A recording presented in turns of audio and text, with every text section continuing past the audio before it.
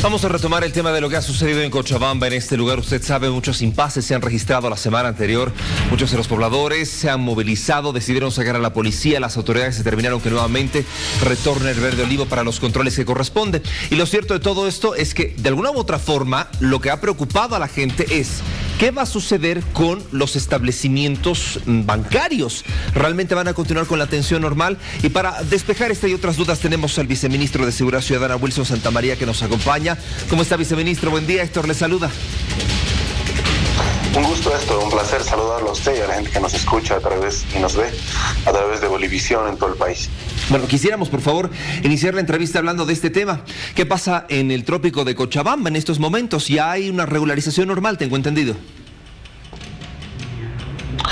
Bueno, el país no vive una situación de normalidad. Está claro que producto de la emergencia tenemos actividades que han sido suspendidas, pero en el trópico de Cochabamba en particular sí se ha restablecido el funcionamiento de la banca producto de esta actitud, prefiero decir yo, bastante más madura de la dirigencia, que mayoritariamente entiende que no es el camino de la beligerancia, que no es el camino del conflicto, que no es el camino del atropello, por el que inicialmente decidieron apostar, el que debe de permitir el desarrollo de las actividades en favor de la población.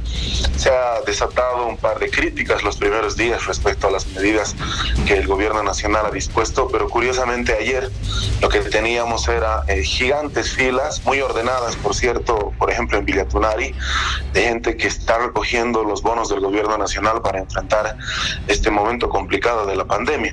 En ese entendido, la Policía Nacional nunca salió del trópico de Cochabamba, se puso a buen recaudo, pero lo que ha hecho ayer es retornar a los servicios de seguridad, no solo en la banca, sino en otras áreas, que permite garantizar la seguridad pública de la población y por lo tanto el control de otras actividades que se realizan en este extenso territorio. Producto, le reitero, Héctor, de estas conversaciones que se han realizado a la cabeza del comandante departamental, el coronel Francelis, a quien se le ha encargado, como se lo ha hecho con toda la institucionalidad en el Ministerio de Gobierno, ratificar la vocación democrática que tenemos para llegar a los acuerdos y los consensos necesarios.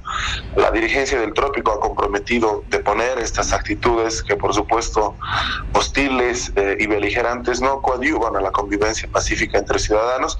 Y ayer alrededor de las 5:30 de la mañana se ha facilitado las actividades, la banca ha retornado casi a la normalidad. Hay algunas agencias más distantes de algunas entidades rurales que todavía no lo habían hecho, pero hoy funcionarán en su integridad sin mayor problema al servicio de la población.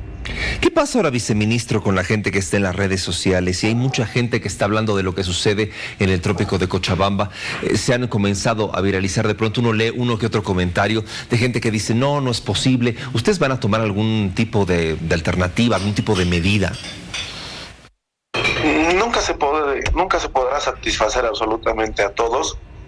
Está claro que hay pequeños sectores radicales, no solo en el trópico de Cochabamba, sino en algunas partes del país, que creen que apostando por el conflicto y por el enfrentamiento uno es inmune al coronavirus, o haciendo prevalecer sus ideas, uno puede cambiar la continuidad de la patria, y se equivocan, ¿no?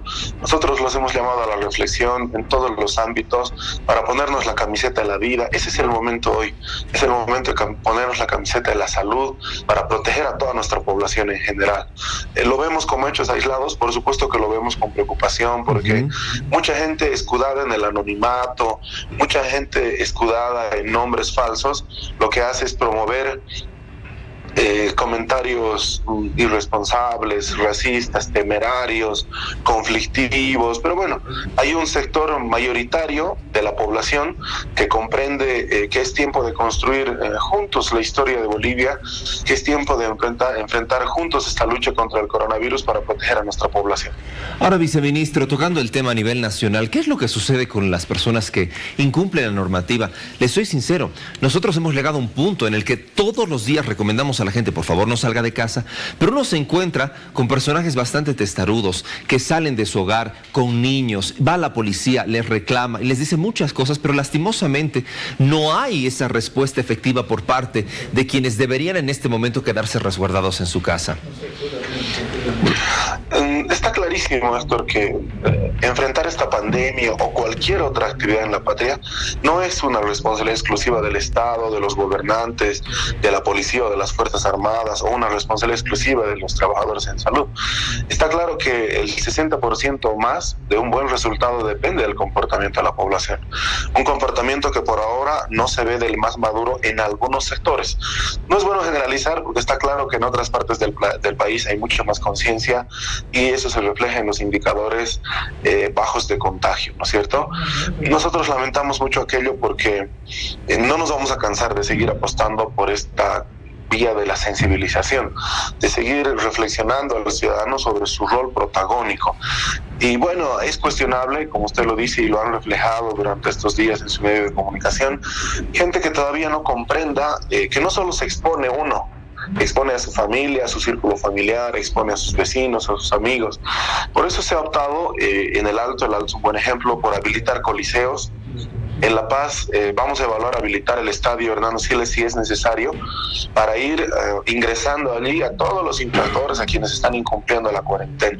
Está claro que es con firmeza, que es con conciencia, pero también que es con responsabilidad actuar para frenar la expansión de una enfermedad que no solo ataca al país sino al mundo. En ese orden de cosas, en Santa Cruz también estamos evaluando la apertura de infraestructuras grandes para evitar el hacinamiento de arrestados, para que allí se mantengan cumpliendo las sanciones establecidas en el decreto 4200 y los siguientes para proteger la salud de la población. Ahora, cuando usted me habla de los arrestados, netamente tengo que referirme también a los permisos y a las autorizaciones que se emiten por parte del ministerio al cual usted pertenece, pero también ha existido una cuestionante sobre la emisión de estos permisos a través de la gobernación de Sucre. ¿Pueden las gobernaciones? ¿No pueden? En Cochabamba ayer hemos verificado la emisión de un decreto en el marco de la autonomía. Nosotros somos un gobierno autonomista que cree profundamente en estas competencias, pero hoy no vivimos una situación en condiciones normales, vivimos una situación de emergencia, y pretender generar desorden no coadyuva a luchar todos en esta emergencia. En ese entendido ya se ha emitido una comunicación e instrucción a la policía, porque en el caso de Cochabamba se han verificado hasta 4 tipos de permisos. Lamentablemente la que más desorden genera ahora es la alcaldía de la ciudad, del cercado. En ese entendido, ningún otro permiso es válido. Hay una comunicación, les reitero, que se ha estado difundiendo anoche al final de la jornada, para que la Policía Nacional de cumplimiento y vigencia solamente a los permisos emitidos por el Ministerio de Gobierno. No es una lógica centralista, no es que el Ministerio quiera abrirse frentes con otras instituciones, ni mucho menos, pero está claro que si no tenemos orden y todos empiezan a emitir, vamos a tener mucha gente en las calles y por lo tanto vamos a romper los principios de lucha contra el coronavirus. En el caso de la gobernación de Chuquisaca, de igual forma, se ha hecho esta verificación porque el ex gobernador de ese departamento, el señor Urquizu, ha sido sorprendido en un vehículo, acompañado de personas particulares, y este vehículo resulta que no es un vehículo oficial, es un vehículo que además tenía un permiso de la gobernación, supuestamente en lucha contra el COVID, pero lo que hacía era trasladar a una ex autoridad a una audiencia judicial con total falta de responsabilidad. En ese entendido estamos evaluando los caminos que corresponden para actuar del marco de la ley, amparados en este decreto que es fundamental para garantizar el orden, para proteger la salud pública. Esos son el criterio principal, ese es el paraguas principal. Y yo exhorto, por lo tanto, a las autoridades territoriales a sumarse, más bien de forma coordinada, a trabajar como corresponde y a deponer esta actitud de desorden que cree que emitiendo uno u otro permiso lo hace bien. En todo caso, lo que hace es generar mayor desorden. Porque además, que se ha verificado, Héctor, es que se emiten permisos para ellos mismos en los municipios o en las gobernaciones. Como el gobierno nacional ha sido más rígido, garantizando solamente los permisos necesarios de las entidades de los servicios departamentales de salud o de las direcciones municipales de salud, al verse impedidos de aquello, empiezan a otorgarse ellos, pero nada fuera aquello, sino otorgan a sus amigos, a sus parientes, a las esposas de funcionarios municipales y de las gobernaciones, y eso no lo vamos a permitir. La instrucción es clara, esta es una tarea de todos, y por lo tanto aquel otro permiso que no ha sido emitido por la autoridad competente va a someterse a las sanciones establecidas en el decreto 4200. Eso es la retención del vehículo hasta que dure, hasta la finalización de la cuarentena.